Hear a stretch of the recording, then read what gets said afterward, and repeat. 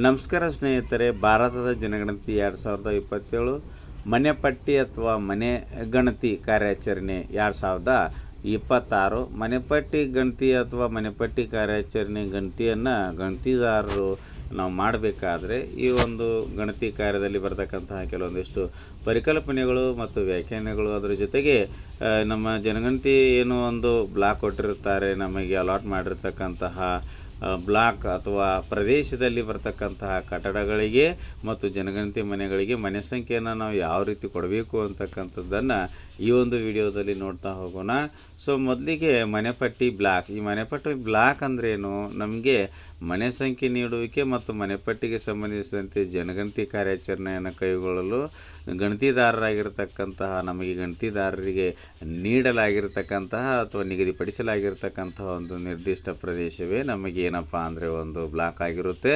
ನಮಗೆ ಗಣತಿ ಆರ್ಡರ್ನಲ್ಲಿಯೂ ಕೂಡ ನಮಗೆ ಯಾವ ಒಂದು ಬ್ಲಾಕ್ ಗಣತಿ ಮಾಡಲಿಕ್ಕೆ ಅಲಾಟ್ ಆಗಿದೆ ಆ ಒಂದು ಬ್ಲಾಕ್ನ ನಂಬರ್ ಕೂಡ ಇರ್ತದೆ. ಸೊ ಚಿತ್ರದಲ್ಲಿ ಈ ರೀತಿ ಏನಿರ್ತದೆಯೋ ಇದೇ ರೀತಿ ನಮಗೆ ಅಲಾಟ್ ಆದ ಗಣತಿ ಮಾಡಲು ಅಲಾಟ್ ಆಗಿರತಕ್ಕಂತಹ ಪ್ರದೇಶದ ಒಂದು ಬ್ಲಾಕ್ನ ಒಂದು ಚಿತ್ರ ಇರ್ತದೆ. ಮತ್ತು ಮನೆಪಟ್ಟಿ ಬ್ಲಾಕ್ ಅಂದರೆ ನಮಗೇನೊಂದು ಪ್ರದೇಶ ಕೊಟ್ಟಿರುತ್ತಾರೆಯೋ, ಏರಿಯಾ ಕೊಟ್ಟಿರುತ್ತಾರೆಯೋ ಅದರಲ್ಲಿ ಬರ್ತಕ್ಕಂತಹ ಯಾವುದೇ ರಚನೆ ಅಥವಾ ಕಟ್ಟಡಗಳನ್ನು ನಾವು ಬಿಡಬಾರ್ದು. ಎಲ್ಲ ಒಂದು ಬ್ಲಾಕ್ನಲ್ಲಿರ್ತಕ್ಕಂತಹ ಎಲ್ಲ ಮನೆಗಳ ಗಣತಿಯನ್ನು ಮಾಡಬೇಕು. ಮತ್ತು ನಮ್ಮ ಒಂದು ಮನೆಪಟ್ಟಿ ಬ್ಲಾಕ್ನ ಗಡಿಗಳನ್ನು ವಿವರಿಸಲು ಅಂದರೆ ಅದರ ಒಂದು 4 ದಿಕ್ಕುಗಳಲ್ಲಿ ಬರ್ತಕ್ಕಂತಹ ಗಡಿಗಳು ಮತ್ತು ಚದುರಿದ ಹಳ್ಳಿಗಳು ಅಥವಾ ಪ್ರತ್ಯೇಕ ಕಟ್ಟಡಗಳನ್ನು ಕೂಡ ನಾವು ಸೇರಿಸಬೇಕು. ಅಂದರೆ ನಮಗೆ ಏನೊಂದು ಏರಿಯಾ ಕೊಟ್ಟಿರುತ್ತಾರೆಯೋ ಅದರಲ್ಲಿ ನಾವು ಯಾವುದೇ ಕಟ್ಟಡವನ್ನು ಬಿಡದೆ ಗಣತಿ ಮಾಡಬೇಕು ಅಂತ. ಇನ್ನು ಆವರಣಗಳು. ಸೊ ಇಲ್ಲಿ ಆವರಣ ಅಂದರೆ ಅಪಾರ್ಟ್ಮೆಂಟ್ಗಳು, ಪ್ಲಾಟ್ಗಳು, ಬಹುಮಹಡಿ ಕಟ್ಟಡಗಳ ಸಂದರ್ಭದಲ್ಲಿ ಭೂಮಿ ಅಥವಾ ಸಾಮಾನ್ಯ ಸ್ಥಳಗಳ ಜೊತೆಗೆ ಕಟ್ಟಡ ಅಥವಾ ಮನೆಯನ್ನು ಸೂಚಿಸುತ್ತದೆ. ಸೊ ಇವುಗಳ ಕಟ್ಟಡಕ್ಕೆ ಕಾಂಪೌಂಡ್ ಗೋಡೆ ಅಥವಾ ಬೇಲಿ ಹೊಂದಿರಬಹುದು ಅಥವಾ ಇಲ್ಲದೇನೂ ಇರಬಹುದು. ಆಮೇಲೆ ಇಲ್ಲಿ ಕಟ್ಟಡ ಅಂದರೆ ಈ ರೀತಿ ಎಲ್ಲ ಕಟ್ಟಡಗಳನ್ನು ನಾವು ಪರಿಗಣಿಸಬೇಕಾಗುತ್ತೆ. ಸೊ ಚಿತ್ರದಲ್ಲಿ ನೋಡ್ತಾ ಇದ್ದೀರಿ.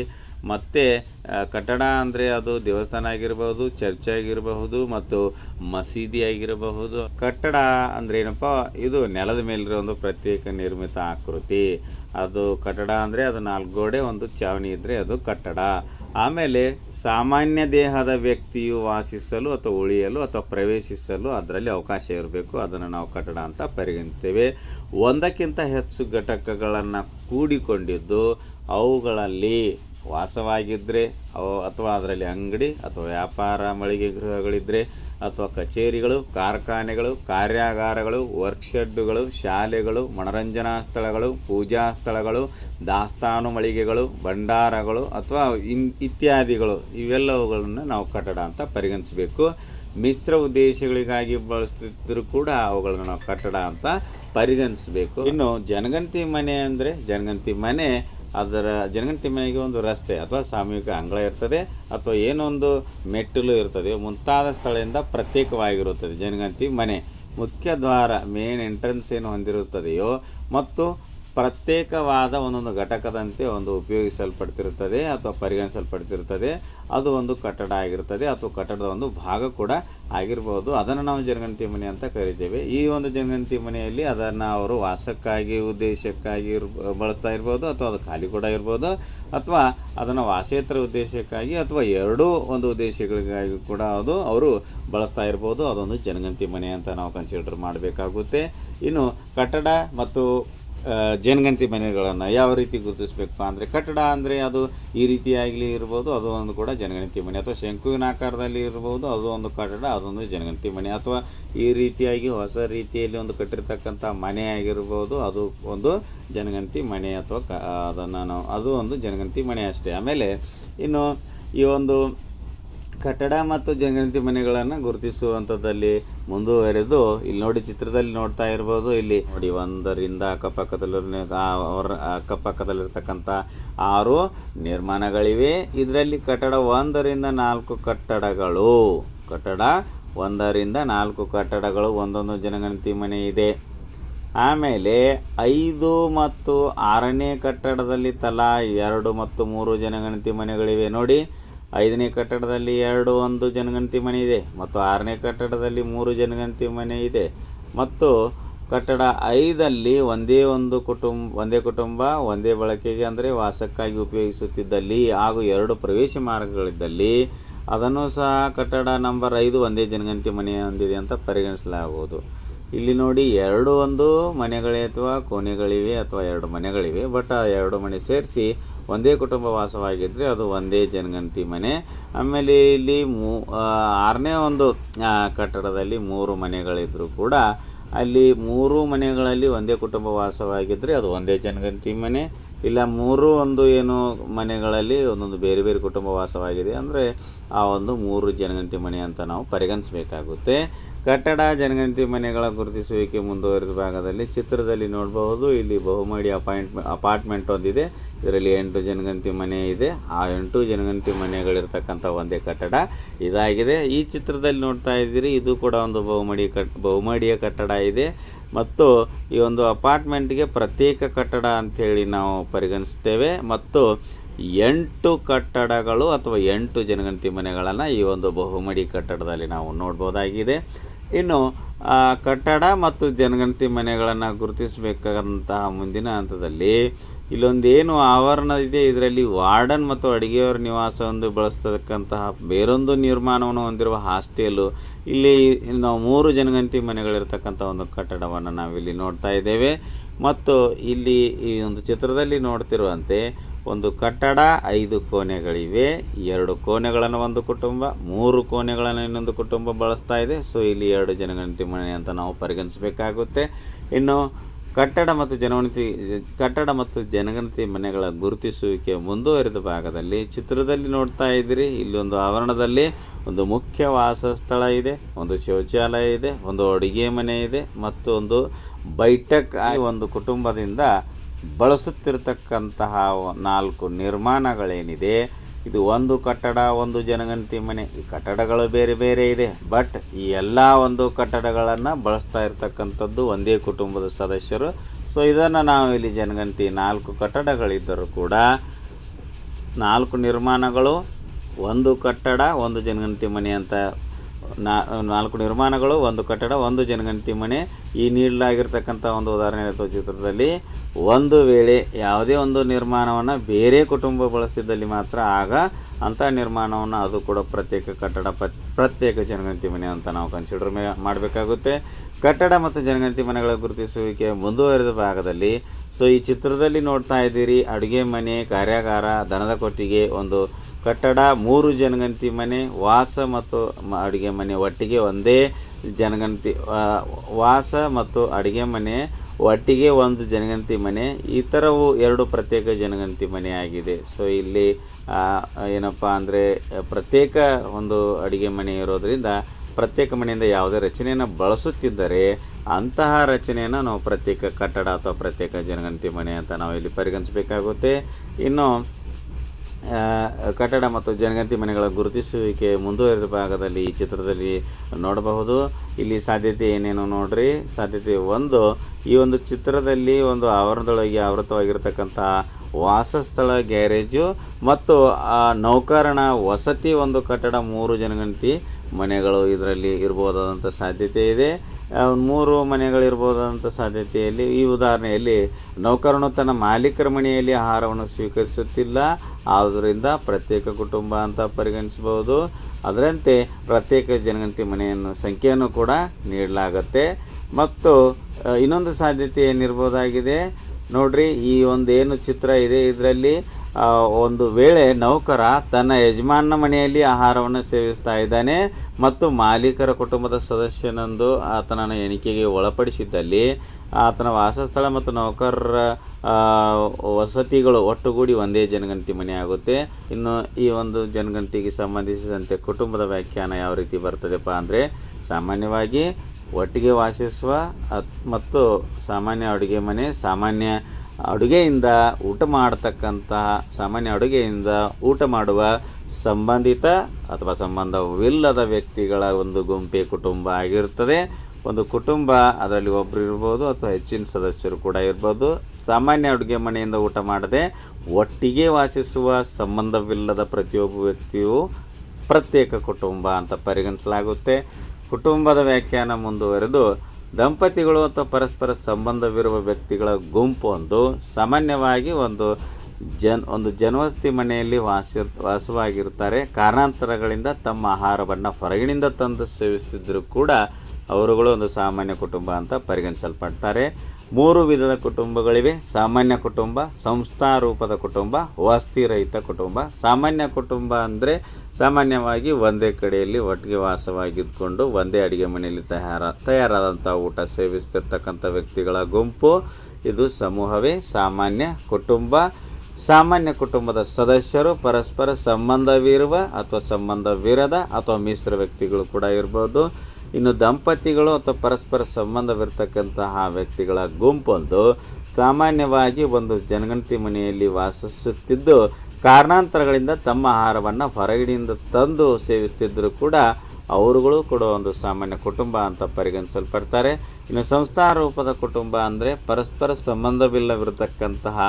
ಪರಸ್ಪರ ಸಂಬಂಧವಿಲ್ಲದಿರುವ ವ್ಯಕ್ತಿಗಳು ಒಂದು ಸಮೂಹ, ಒಂದು ಸಂಸ್ಥೆಯಲ್ಲಿ ವಾಸ ಮಾಡುತ್ತಿದ್ದು ಅವರು ತಮ್ಮೆಲ್ಲರಿಗೂ ಸೇರಿದ ಒಂದೇ ಅಡುಗೆ ಮನೆಯಲ್ಲಿ ತಯಾರಾದಂತಹ ಊಟವನ್ನು ಮಾಡುತ್ತಿದ್ದಲ್ಲಿ ಅಂತಹ ಕುಟುಂಬವನ್ನು ಸಂಸ್ಥಾರೂಪದ ಕುಟುಂಬ ಅಂತ ಪರಿಗಣಿಸಲಾಗುತ್ತೆ.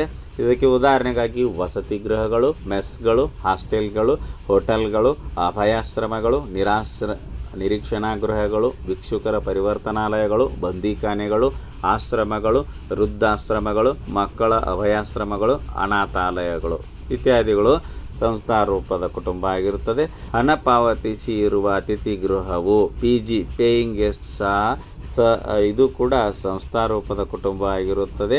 ಆದರೆ ಅದನ್ನು ನೋಂದಾಯಿಸಿರದೇ ಇದ್ದರೆ ಅದು ಸಾಮಾನ್ಯ ಕುಟುಂಬ ವರ್ಗಕ್ಕೆ ಬರುತ್ತೆ. ಸಂಸ್ಥಾರೂಪ ಕುಟುಂಬ ಮುಂದುವರೆದ ಭಾಗದಲ್ಲಿ ಯಾವುದೇ ಸಂಸ್ಥೆಯಲ್ಲಿರ್ತಕ್ಕಂತಹ ವ್ಯಕ್ತಿಗಳು ಸಾಮಾನ್ಯ ಅಡುಗೆ ಮನೆಯಿಂದ ತಯಾರಾದ ಊಟವನ್ನು ಹಂಚಿಕೊಳ್ಳದಿದ್ದರೆ ಅಂತಹ ಪ್ರತಿಯೊಬ್ಬ ವ್ಯಕ್ತಿಯನ್ನು ಪ್ರತ್ಯೇಕ ಕುಟುಂಬ ಅಂತ ಪರಿಗಣಿಸಲಾಗುತ್ತೆ. ಸಂಸ್ಥಾರೂಪದ ಕುಟುಂಬವಿರತಕ್ಕಂಥ ಕಟ್ಟಡದಲ್ಲಿ ಅದರ ವಾರ್ಡನ್, ಜವಾನ, ಮಾಲಿ ವಾಸ ಮಾಡಲು ಪ್ರತ್ಯೇಕವಾದ ಅಡುಗೆ ಮಾಡಲು ಅನುಕೂಲವಿದ್ದ ಮನೆಗಳಲ್ಲಿ ಅಂತಹ ಪ್ರತಿಯೊಂದು ಕುಟುಂಬ ಅದನ್ನು ಪ್ರತ್ಯೇಕ ಕುಟುಂಬ ಅಂತ ಪರಿಗಣಿಸಿ ಅವರ ಒಂದು ಪ್ರತ್ಯೇಕ ಕುಟುಂಬಗಳಿಗೆ ಜನಗಣತಿ ಮನೆಗಳನ್ನು ಸಂಖ್ಯೆಯನ್ನು ಕೊಡಬೇಕು. ಇನ್ನು ವಸತಿ ರಹಿತ ಕುಟುಂಬಗಳು ಕಟ್ಟಡಗಳಲ್ಲಿ ಅಥವಾ ಜನಗಣತಿ ಮನೆಗಳಲ್ಲಿ ವಾಸಿಸದೆ ಇರತಕ್ಕಂತಹ ಕುಟುಂಬಗಳೇ ವಸತಿ ರಹಿತ ಕುಟುಂಬಗಳು. ಇವರು ರಸ್ತೆ ಬದಿ, ಪಾದಚಾರಿ ರಸ್ತೆ, ಹ್ಯೂಮ್ ಪೈಪುಗಳು, ಮೇಲು ಸೇತುವೆ ಅಥವಾ ಮೆಟ್ಟಿಲುಗಳ ಅಡಿಯಲ್ಲಿ ಅಥವಾ ಪೂಜಾ ಸ್ಥಳ, ಬಯಲು ಮಂಟಪಗಳು, ರೈಲ್ವೆ ಪ್ಲ್ಯಾಟ್ಫಾರ್ಮ್ಗಳು ಮುಂತಾದ ಸ್ಥಳಗಳಲ್ಲಿ ವಾಸಿಸುವ ಕುಟುಂಬಗಳನ್ನು ವಸತಿರಹಿತ ಕುಟುಂಬ ಅಂತ ಪರಿಗಣಿಸಲಾಗುತ್ತೆ. ಮತ್ತು ವಸತಿ ರಹಿತ ಕುಟುಂಬಗಳನ್ನು ಮನೆಪಟ್ಟಿ ಕಾರ್ಯಾಚರಣೆಯಲ್ಲಿ ಪರಿಗಣಿಸಬಾರದು.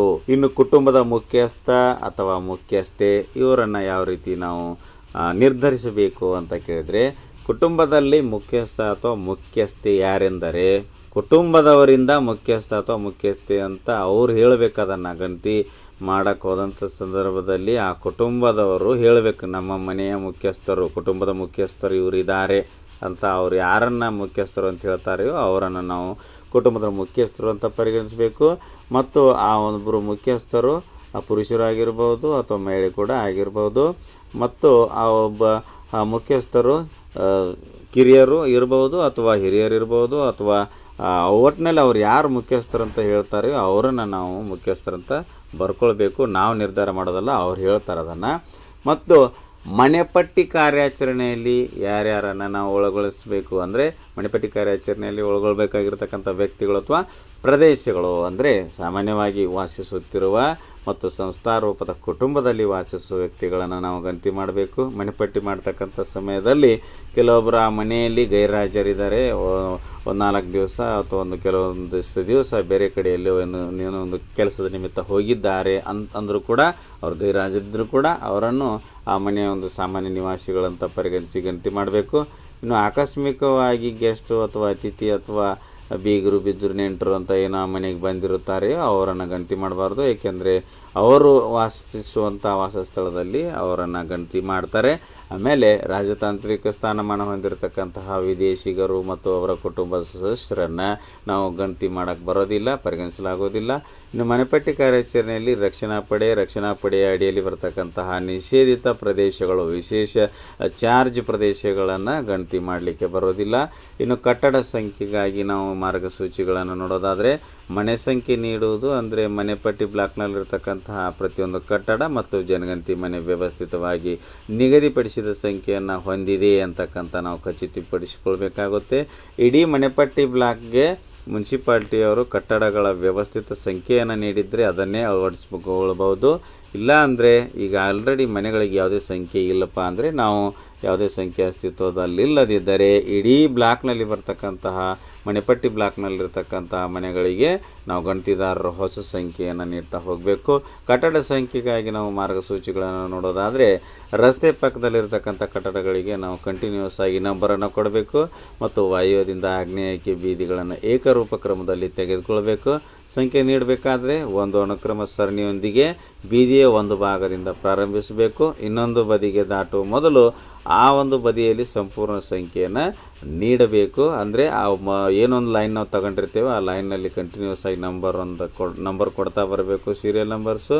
ನೆಕ್ಸ್ಟ್ ಲೈನ್ನಲ್ಲಿ ಅಥವಾ ನೆಕ್ಸ್ಟ್ ಒಂದು ಬೀದಿಯಲ್ಲಿ ಬರ್ತಕ್ಕಂತಹ ಮನೆಗಳಿಗೆ ಆ ಒಂದು ಬೀದಿ ಇಲ್ಲ ಮತ್ತು ನೆಕ್ಸ್ಟ್ ಕಂಟಿನ್ಯೂ ನಂಬರ್ ಕೊಡಬೇಕು. ಉದಾಹರಣೆಗೆ ಮೊದಲೇ ಲೈನಲ್ಲಿ ನೀವು ಮನೆಗಳಿಗೆ ಸಂಖ್ಯೆಯನ್ನು ಕೊಡ್ತಾ ಹೋದಾಗ ಒಂದು 30 ಮನೆ ಆಗಿದೆ ಅಂದರೆ ನೆಕ್ಸ್ಟ್ ಲೈನಲ್ಲಿ ಅಥವಾ ನೆಕ್ಸ್ಟ್ ಒಂದು ಬೀದಿಯಲ್ಲಿ ಬರ್ತಕ್ಕಂತಹ ಮನೆಗೆ 31 ಅಂತ ಕಂಟಿನ್ಯೂ ಸೀರಿಯಲ್ ನಂಬರನ್ನು ಕೊಡ್ತಾ ಹೋಗಬೇಕು. ಇನ್ನೊಂದು ಬದಿಗೆ ದಾಟುವ ಮೊದಲು ಎದುರು ಭಾಗದಲ್ಲಿ ಅದೇ ಸರಣಿಯನ್ನು ಕಂಟಿನ್ಯೂ ಮಾಡಬೇಕು. ಸಂಖ್ಯೆ ಪ್ರಾರಂಭವಾದ ಸ್ಥಳಕ್ಕೆ ವಿರುದ್ಧವಾಗಿ ಕೊನೆಗೊಳ್ಳುತ್ತದೆ. ಅಂದರೆ ನೀವು ಎಲ್ಲಿಗೆ ಸ್ಟಾರ್ಟ್ ಮಾಡಿರ್ತೀರಿ ಆ ನೆಕ್ಸ್ಟ್ ಲೈನ್ನಲ್ಲಿ ಅದು ಎಂಡ್ ಆಗಿರುತ್ತೆ, ಎಂಡ್ಗೆ ಅಲ್ಲಿ ಬಂದು ಅಲ್ಲಿ ವಿರುದ್ಧವಾಗಿ ಎಂಡ್ ಆಗುತ್ತೆ. ಇನ್ನು ಮನೆಪಟ್ಟಿ ಬ್ಲಾಕ್ ಬಹು ಬೀದಿಗಳನ್ನು ಇರ್ತದೆ. ಮನೆಪಟ್ಟಿ ಬ್ಲಾಕ್ನಲ್ಲಿ ಬಹು ಬೀದಿಗಳು ಇರ್ಬೋದು ಮತ್ತು ಸಂಖ್ಯೆಯು ಬೀದಿಯ ಅಕ್ಷದ ಉದ್ದಕ್ಕೂ ನಾವು ಚಲಿಸಬೇಕಾಗುತ್ತೆ. ಅನಿಯಂತ್ರಿತ ಭೌಗೋಳಿಕ ದಿಕ್ಕುಗಳನ್ನು ಬಳಸುವುದನ್ನು ನಾವು ತಪ್ಪಿಸಬೇಕು. ಇನ್ನು ಮನೆಗಳಿಗೆ ಚಾವಣಿ ಪೂರ್ಣಗೊಂಡರೆ ಕಟ್ಟಡ ಸಂಖ್ಯೆ ನಿಗದಿಪಡಿಸಬೇಕು. ಕಟ್ಟಡ ಚಾಲು ಇದ್ದಂಥ ಅಥವಾ ಇನ್ನೂ ಕಟ್ಟಡ ನಡೀತಾ ಇರತಕ್ಕಂತಹ ಒಂದು ಮನೆಗಳಿಗೆ ಕಟ್ಟಡ ಸಂಖ್ಯೆಯನ್ನು ನಾವು ನೀಡಬಾರ್ದು. ತಾತ್ಕಾಲಿಕವಾಗಿ ಅಥವಾ ತೆರೆದ ರಚನೆಯನ್ನು ಹೊಂದಿರತಕ್ಕಂಥ ಮಾರುಕಟ್ಟೆಗಳು, ಮಂಡಿಗಳು, ಸಾಮಾನ್ಯ ಚಾವಣಿಗಳು ಮತ್ತು 4 ಬದಿಗಳಲ್ಲಿ ಗೋಡೆಗಳಿಲ್ಲ ಅಥವಾ ಟಾರ್ಪಾಲಿನ್ ಪ್ಲಾಸ್ಟಿಕ್ ಚಾವಣಿಗಳು ಅಥವಾ ಕೇವಲ ಕಂಬಗಳು ಅಥವಾ ಕಾಂಕ್ರೀಟ್ ಚಾವಣಿ ಅಥವಾ 3 ಅಡಿ ಎತ್ತರದ ವೇದಿಕೆಗಳು ಮತ್ತು ಅವುಗಳನ್ನು ಮಾರಾಟ ಮಾಡುವುದಕ್ಕಾಗಿ ಅಥವಾ ಅಂಗಡಿಯವರು ರಾತ್ರಿ ಮಲಗುವುದಕ್ಕಾಗಿ ಬಳಸಿದರೆ ಅಂಥವುಗಳನ್ನು ಕೂಡ ನಾವು ಕಟ್ಟಡ ಅಂತ ಪರಿಗಣಿಸಬೇಕು ಮತ್ತು ಅದಕ್ಕೆ ಅನುಗುಣವಾಗಿ ಸಂಖ್ಯೆಯನ್ನು ಕೂಡ ನೀಡಬೇಕಾಗುತ್ತೆ. ಇನ್ನು ಕಟ್ಟಡ ಸಂಖ್ಯೆಗಳಿಗಾಗಿ ಮತ್ತೆ ಮಾರ್ಗಸೂಚಿಯನ್ನು ನೋಡೋದಾದರೆ, ಕಟ್ಟಡಗಳಿಗೆ ಸಂಖ್ಯೆ ನೀಡಿದ ನಂತರ ಬರ್ತಕ್ಕಂಥ ಹೊಸ ಕಟ್ಟಡಗಳಿಗೆ ಉಪಸಂಖ್ಯೆ ಅಥವಾ ಹೊಸ ಸಂಖ್ಯೆಯನ್ನು ನೀಡಬೇಕು. ಉದಾಹರಣೆಗೆ ನಾವು ಕಟ್ಟಡಗಳಿಗೆ ಸಂಖ್ಯೆಯನ್ನು ಕೊಡ್ತಾ ಹೋಗಿರುತ್ತೇವೆ. ಸೊ 10 ಮತ್ತು 11 ಅಂತ ಕಟ್ಟಡಗಳಿಗೆ ಸಂಖ್ಯೆಯನ್ನು ಕೊಟ್ಟಿದ್ದೇವೆ. ಅದರ ಮಧ್ಯದಲ್ಲೊಂದು ಹೊಸ ಕಟ್ಟಡ ಬಂದಿದೆ ಅಂತ ಆದರೆ ಅದಕ್ಕೆ ನಾವು 10 ಮತ್ತು 11 ಮಧ್ಯೆ ಬಂದಿರತಕ್ಕಂಥ ಒಂದು ಹೊಸ ಕಟ್ಟಡಕ್ಕೆ ನಾವು 10 ಬಾರ್ 1 ಅಂತ ಸಂಖ್ಯೆ ಕೊಡಬೇಕು. ಹಾಗಾಗಿ ಮಾರ್ಗಸೂಚಿಗಳನ್ನು ಮತ್ತೆ ನೋಡ್ತಾ ಹೋಗೋದಾದರೆ, ಮೊಬೈಲ್ ಆ್ಯಪ್ ಏನಿದೆ, ನಮ್ಮ ಗಣತಿ ಮೊಬೈಲ್ ಆ್ಯಪು ಜನಗಣತಿ ಏನೊಂದು ಆ್ಯಪ್ ಇದೆಯೋ HLO ಆ್ಯಪ್ನಲ್ಲಿ ನಮಗೆ ಅದರಲ್ಲಿ ಮೊಬೈಲ್ ಆ್ಯಪ್ನಲ್ಲಿ 00001 ಉದಾಹರಣೆಗಾಗಿ ಅಲ್ಲಿ ಮನೆಗಳ ಸಂಖ್ಯೆ 4 ಡಿಜಿಟ್ನಿಂದ ಅಲ್ಲಿ ಏನಾಗಿರುತ್ತೆ ಅಲ್ಲಿ ಸ್ಟಾರ್ಟ್ ಆಗುತ್ತೆ. ಅಂದರೆ ನೀವು ಮೊದಲನೇ ಮನೆಗೆ ಒಂದು ಸೀರಿಯಲ್ ನಂಬರ್ ಅಲ್ಲಿ ಆಟೋಮೆಟಿಕ್ಕಾಗಿ ಏನು ತಗೊಳುತ್ತೆ 00001 ಅಂತಲೇ ತಗೊಳುತ್ತೆ. ಒಟ್ಟಿನಲ್ಲಿ ಅದರಲ್ಲಿ ಕಟ್ಟಡ ಸಂಖ್ಯೆ ಏನಪ್ಪ ಅಂದರೆ ಜನಗಣತಿ ಮನೆ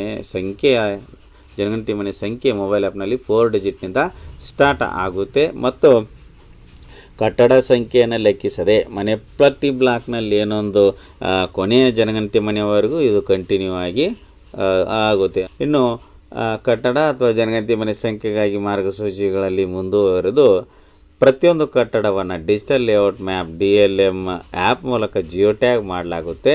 ಕಟ್ಟಡದ ಜಿಯೋ ಟ್ಯಾಗ್ ಮಾಡಬೇಕಾದ್ರೆ ಈ ಕೆಳಗಿನ ಮಾಹಿತಿಯನ್ನು ಸಹ ಸಂಗ್ರಹಿಸಲಾಗುತ್ತೆ. ಪ್ರತಿ ಕಟ್ಟಡದಲ್ಲಿರ್ತಕ್ಕಂತಹ ಒಟ್ಟು ಜನಗಣತಿ ಮನೆಗಳ ಸಂಖ್ಯೆ, ಕಟ್ಟಡದ ಪ್ರಕಾರ ಅಂದರೆ ಕಚ್ಚಾ ಮನೆ ಅಥವಾ ಪಕ್ಕಾ ಮನೆ ಮತ್ತು ಕಟ್ಟಡದ ಉದ್ದೇಶ ವಾಸೇತರ ಭಾಗಶಃ ವಸತಿ. ಆಮೇಲೆ ಗಣತಿದಾರರು ನಿಗದಿಪಡಿಸಿರ್ತಕ್ಕಂಥ ಕಟ್ಟಡ ಸಂಖ್ಯೆಯನ್ನು ಕಟ್ಟಡದ ಮುಖ್ಯ ದ್ವಾರದಲ್ಲಿ ಅಥವಾ ಕಟ್ಟಡದ ಪ್ರಮುಖ ಸ್ಥಳದಲ್ಲಿ ಬರೀಬೇಕು. ಎಲ್ಲೋ ಒಂದು ಬೇರೆ ಕಡೆ ಬಾರದು. ಮತ್ತೆ ನಾವು ಮನೆಗೆ ಗಣತಿ ಮಾಡೋಕ್ಕೆ ಹೋದಾಗ ಈ ಮನೆ ನಂಬರ್ ಎಲ್ಲಿ ಬರೆದಿದ್ದೇವೆ ಎಷ್ಟಿದೆ ಅಂತ ಹುಡುಕಾಡ್ತಾ ಕೂಡೋದಾಗಬಾರ್ದು.